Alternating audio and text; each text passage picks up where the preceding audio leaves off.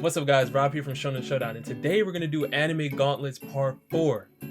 Let's do it. Alright, so first up we have an Eskinor Gauntlet. Obviously, Eskinor, one of the top members of the 7 Deadly Sins. His first matchup is Sloth from Full Metal Alchemist Brotherhood. And I just have one question for you guys. Why is Sloth here? Sloth has no business being in round 1, in any round against Eskinor. I mean, this is an easy stomp. We saw that Olivier Armstrong, who does not even use alchemy, was putting in work against Sloth. So we're moving on to the next round. Next up, we have Eskinor going up against Frankie from the Straw Hats. Now we know that Frankie has improved post time skip. He got a lot more powerful, but again, he has no idea what hockey is. He can't spell hockey. All he can really do is shoot missiles. That's not enough for the likes of Eskinor, because we know when the clock strikes 12, good luck, Frankie. We're moving on to the next round, and we have Kenpachi Zaraki from Bleach. Now, I'm going to leave Manga Kenpachi out of this because I have no idea how powerful he is.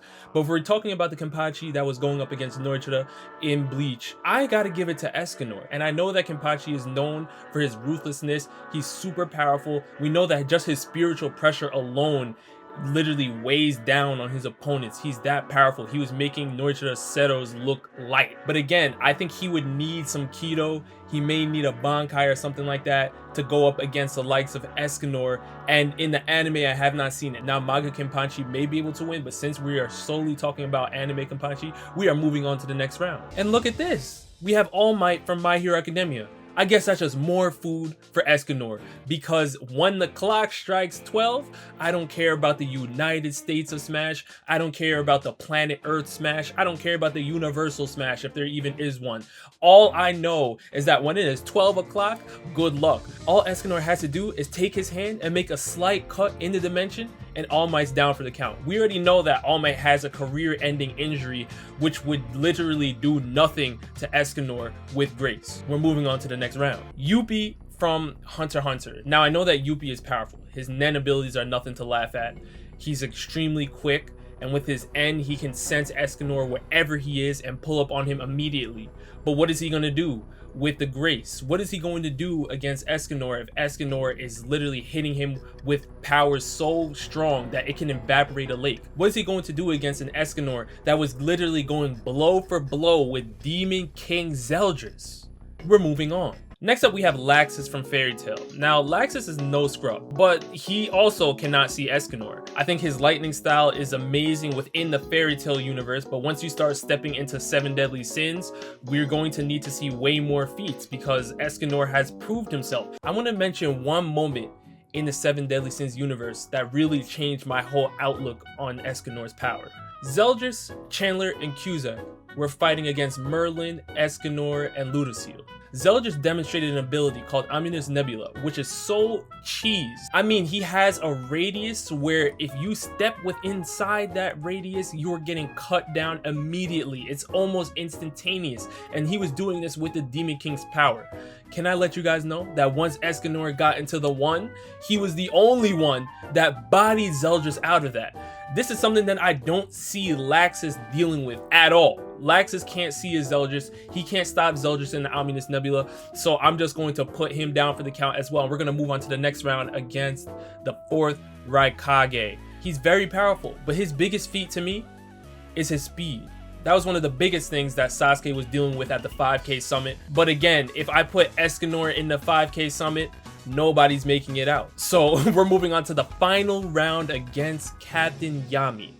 And this is where I believe Eskinor ends. Why do I say this? Eskinor's power is incredible. We saw his fight with the 1 ultimate. So this is not even the clock striking 12. This is the clock striking 12 plus Eskinor converting his life energy into magic power. So now he's even a step above. And this Eskinor was throwing blows with Demon King Zeldris, going crazy. All the other 7 Deadly Sins were watching this fight go down, and they were shocked. They were amazed at how Eskinor was just holding his own against the Demon King at full power. This is an incredible feat, but one of my biggest abilities that I really champion Eskinor for is his ability to cut the dimension. This is something that Yami can deal with. Yami, as we know, has the Dimension Slash, and he also has Dark Magic. He's arcane. He's incredibly fast, and he also has his Mana Zone, which allows him to pretty much operate on a similar level of the Ominous Nebula with Zeldris, but now he can also deal with the dimensions being cut. That was something that Zeldris couldn't answer to. But since I think Yami can, I'm gonna give Yami the benefit of the doubt. Now, I will say that Eskinor is more powerful when it comes to just brute strength, but when it comes to abilities, Yami has the edge. Let's move on. Oh boy. I just want to have a word with the My Hero Academia community for a second here. Some of the My Hero Academia fans that watch Shonen Showdown let me know that they feel like I've been going too hard on the My Hero Academia community. And what I want to say to that is, when the My Hero Academia community makes posts like this, what do you want me to say? What do you want me to do? Now, I invite my Hero fans out there, because I love me some MHA. Make me a proper gauntlet and I will review it in the next one. That's my promise to you. Get me something. I don't care if it's all My Hero characters. I don't care what it is. But look at this. Deku has 100% one for all, infinite stamina, regains 100% after each fight. What fight?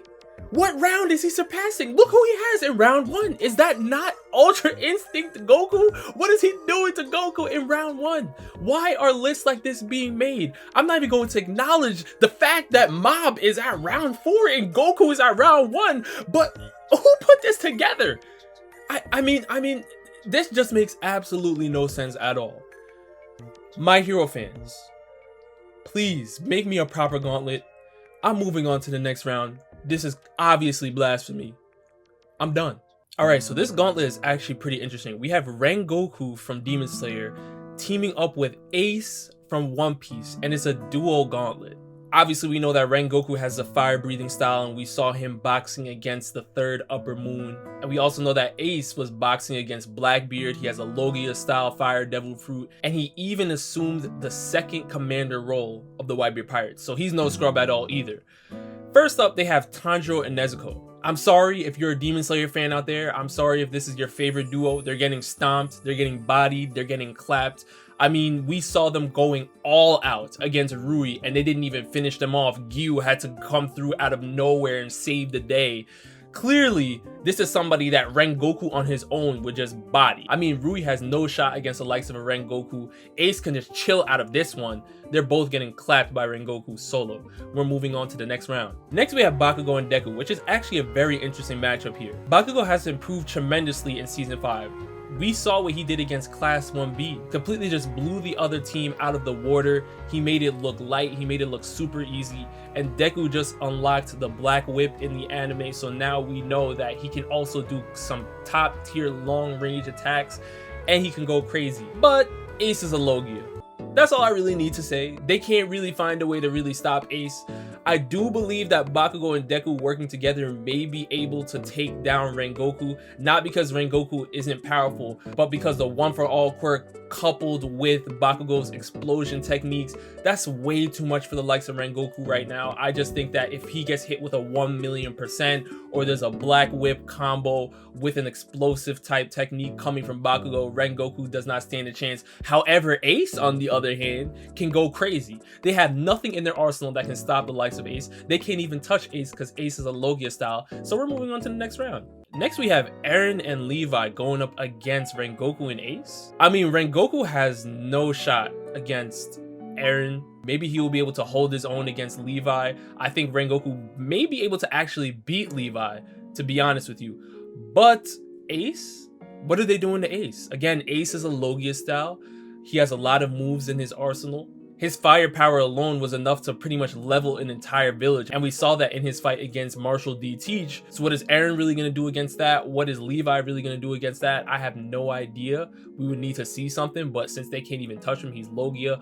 Good luck. We're moving on to round 4. In round 4, we have Jonathan and Joseph Joestar going up against Rengoku and Ace, and I also believe this is a stomp. Hamon is great, but it has nothing against a Devil Fruit user. Ace is pretty much the big factor here. Ace is pretty much going crazy. Rengoku may have some issues, not because he's not powerful, but because I believe that Joseph's wits just put him in a class of his own. And Jonathan's Hamon ability would be really tough for Rengoku to deal with. But Ace is going crazy. They have no answer for Ace at all. So with that being said, we're moving on to All Might and Endeavor. And again, they don't have an answer for Ace. Ace is Logia. Now, Rengoku has no shot against these two. I mean, I believe that All Might and Endeavor would clap Rengoku. He's down for the count immediately. However, what is All Might and Endeavor going to do against Ace? Because believe it or not, we've already seen Endeavor struggle with his quirk ability, and Ace has had no problems with his devil. And what do I mean by this? Endeavor has one big issue that Ace can exploit, and that's his problem of overheating. If Endeavor overheats in this battle, I mean, they don't even last more than 5 minutes. It's GG, it's game over, we're moving on. But even if he doesn't overheat, All Might can't really hurt Ace because his attacks are just going to go through him. All Might's attacks are all close range melee attacks. Ace can fly around. He's much faster than these two. Good luck trying to catch him. So we're moving on to the next round. And this is where it's going to get tough because now we're going on to some One Piece characters. And what do we know about One Piece characters? They have haki.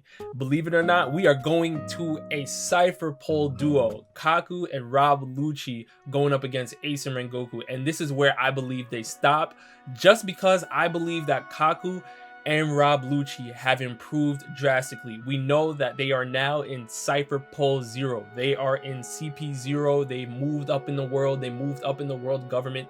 Something just gives me a belief that they are top tier now in One Piece. Not that they're the strongest, but since they are one of the higher forces that the Gorosei calls upon, I just have to go with the fact that I've seen Rob Lucci during the Reverie easily clap people that have played big roles in the Dressrosa arc, like Leo from the Tontatas. Not saying that Leo is beating Rengoku or he's beating Ace, but it's the way that Rob Lucci was just unfazed. It just gives me that feel that Rob Lucci has just improved to such a higher tier. He didn't even worry about it. The rest of CP0 was there. Obviously, Kaku's in CP0 as well, and they were just completely unfazed at what was going on at the Reverie. They are up in the world now, so I have to give them their respect. I think they would beat Ace, and they would beat Rengoku. And we got a Mihawk Gauntlet here, obviously the strongest swordsman in the One Piece world currently. In round 1, he's going up against the Demon Slayer trio. Easy claps, not gonna waste too much time here, but we all know that Zenitsu can't box unless he's unconscious, so that's not enough. We also know that Tanjiro was struggling against the likes of Ruri. We've seen him in the movie putting in some work, but it's just not enough.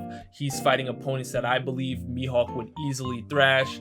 And Inosuke has improved as well, but the beast breathing technique, that's not enough. All I need is for Mihawk to use the Black Blade and go crazy, demonstrate how powerful and ruthless his haki is, and we're moving on to the next round, and he has Asta.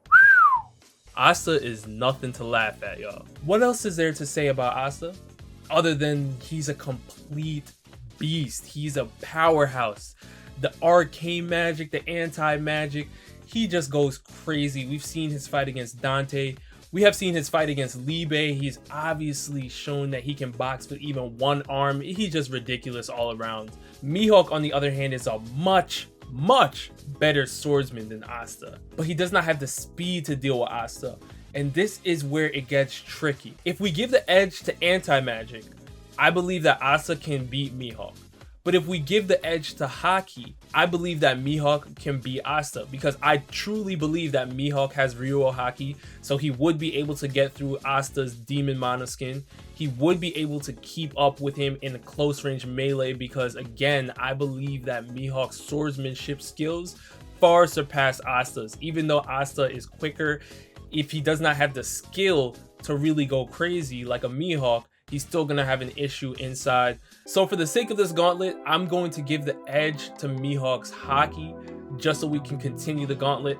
But if the Black Clover community can make a good case on why they believe anti-magic is stronger than haki, then I do believe that Asta can beat Mihawk in round 2. Let's move on to round 3. Mihawk going up against Odin. Now, we've obviously had a video on the channel discussing this. You guys already know my take. I went with Mihawk because I've seen Mihawk demonstrate a lot more in a shorter time span. We have seen how much the One Piece world reveres people like Shanks, people like Zoro, and if it was not for Mihawk's existence, a lot of these characters wouldn't have that shine. They wouldn't have people talking about them the way they talk about them. Shanks used to spar with Mihawk. Zoro trained under Mihawk. So we have to give credit where credit is due. I think Mihawk can beat an Odin, but it would be a very, very close battle. And then next in round 4, we have Prime Rayleigh. So this is not old Rayleigh. This is Prime Rayleigh, y'all. Prime Rayleigh going up against Mihawk. Honestly, I don't know. This right here is a very tough battle. The reason why I say it's tough is because Prime Rayleigh demonstrated some crazy haki in the battle against the Whitebeard Pirates. And we also know that he is not only the right-hand man of Roger, but he himself was known as the Dark King. He trained Luffy in haki to the point where now Luffy is revered as the 5th Yonko in One Piece. I mean, it is ridiculous how much Rayleigh has changed Luffy's life. So now we talk about Rayleigh in his prime. I believe that Rayleigh was there on God Valley. I believe that against the Rocks Pirates, Rayleigh had a big play in that fight. There's no way that Roger and Garp by themselves go up against Shiki, Edward Newgate, Charlotte Linlin, Kaido, Rocks. I mean, it's ridiculous. I think that Rayleigh was there as well. And if Rayleigh truly was there, I think that Mihawk doesn't really stand a chance against a Prime Rayleigh, just because we've seen his counter against the Whitebeard Pirates and the demonstration of his haki. I mean, him stopping Marco with just one finger. It's crazy stuff. Rayleigh was pretty much showing off at that point, and we know how powerful Roger is. So if Roger is that powerful and he has Rayleigh as his number 2, we know it. Rayleigh's a beast. So I have Mihawk ending in round 4 against Prime Rayleigh. You guys let me know down in the comment section below. Which gauntlets do you agree with? Do you disagree with? Let me know. Send me more My Hero community.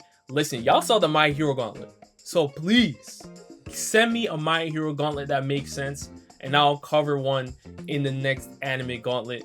And again, thank you guys so much for all the support. The support on the channel lately has been crazy. The Discord is going crazy. Thank you to the mods that are holding it down in the Discord. I'm still learning every single day. And with that, I'll see you next time. Peace.